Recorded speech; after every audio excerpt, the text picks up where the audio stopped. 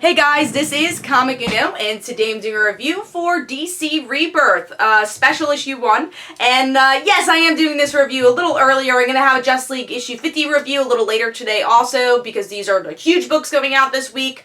And I'll have like Superman and Captain America, all those other bigger books on Friday. So let's start talking about this issue, the huge issue of DC Comics that we've been waiting for. So talking about the $2.99 price tag for 80-page book was great. I'm glad that DC did that. And the cover is really great because we get to see who this guy is. Who is he? Who is the person who's reaching out to our New 52 heroes? And we learn. So great cover, love it. And we also have in the back some of the other New 52 characters in their New 52 style. And I also want to talk about the interior artwork. It is done by a couple different artists, like 3 different artists, but glad that it was all very consistent. They all had the same style of art, and it didn't feel like they were breaking up chapters, and it was just like, here's really abstract art, here's really dark art. Glad that it all was pretty much the same look to it, even though obviously you need a couple of artists to work on such a big book like this. But let's start talking about the story. So the character who does return is Wally West. Yes, Wally West from pre-Flashpoint. And it's Wally trying to let everyone know, like, hey, you've forgotten stuff. You've forgotten about Legacy. You've forgotten what's happened. And you forgot me. And he needs to find an anchor, a lightning rod, to connect to this world again. And he tries to find people. You know, he sees the Kid Flash from the New 52, he sees Linda, who doesn't remember him, so you see all these heartbreaking moments. He sees Batman, but the person who brings him out of it is obviously Barry Allen. Barry saves Wally in the most heartbreaking scene where, honestly, I didn't know what was going to happen because DC has been pretty good at keeping at least that side of who's going to return and if they're actually going to return a secret. So I thought maybe this issue would just be a farewell to Wally, you know, because he didn't really have a farewell. So I thought, alright, they're just kind of doing it right and they're going to, have the New 52 Wally instead. So I was like, oh my god, what's going to happen? Is he going to die or not? But then it's that moment where Barry says, Wally?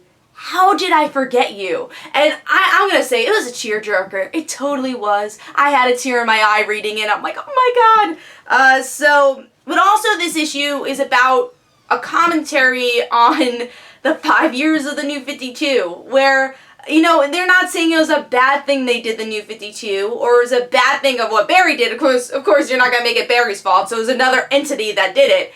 But it shows that it's like, we had something missing.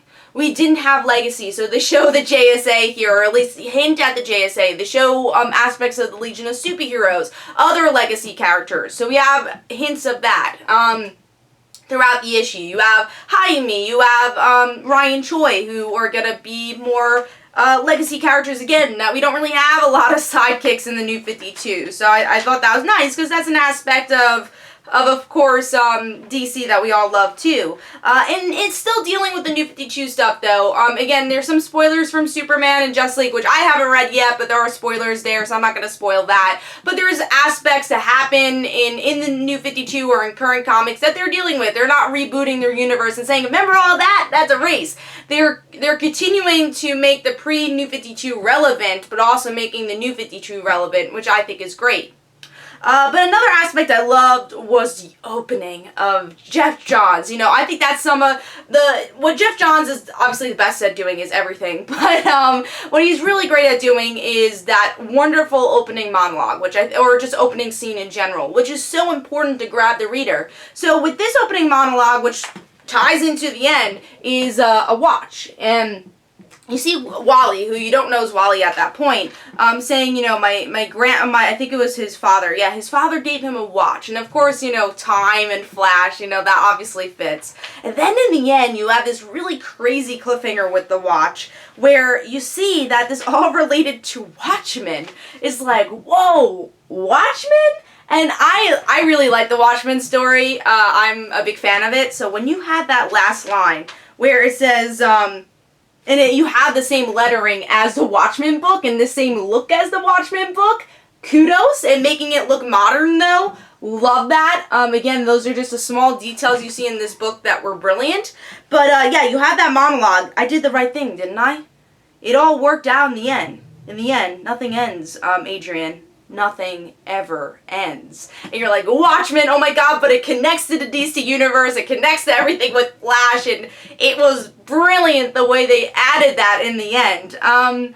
But yeah, you know, something they also added was about love, which I really enjoyed. That, you know, they talked about Black Canary and Green Arrow, that they didn't even know each other in the New 52, and they said, but now that they saw each other, they saw a glimpse and they knew something was wrong. And then you go into that scene with Linda and Wally, and Linda doesn't remember Wally, and your heart is broken all over again. Because if you know the history of these characters, even if you don't, if you just read some of the monologue, you feel for Wally throughout. He's literally doesn't care if he dies, he just wants his world to be saved. So yeah, I mean, there's so many small details that you could pick at for hours, but it was an amazing book. Honestly, it's one of the best DC books I've read in a really long time. It's one of the best comic books I've read in a really long time. And 100%, I'm giving this 5 stars. Read DC Rebirth. If you missed the pre-New 52, read it. If you love the New 52, read it. Because I think what I loved about this is that it added both universes so well together. And just lastly, even the way they handled Wally the New 52, saying that they were related, and it's just a coincidence that they're both named Wally. They both are 2 different characters, and they're owned up to their own legacy and their own essence. So it's not taking anything away from the New 52 Wally, not taking anything away from the pre-New 52 Wally. They're both different characters that are shooting for their own legacies, just like any other legacy character from The Flash. So yes, buy this book, 5 stars. It was so good. Again, I will have a Justice League issue 50 review later today, so check that out. So hopefully you guys enjoyed. This is Comic Uno. Don't forget to follow me on Twitter. Don't forget to like my Facebook page. Also, description below, there are links for my comic book, Like Father, Like Daughter. And don't forget to like the Facebook page of Like Father, Like Daughter. And I'll see you guys later. Bye.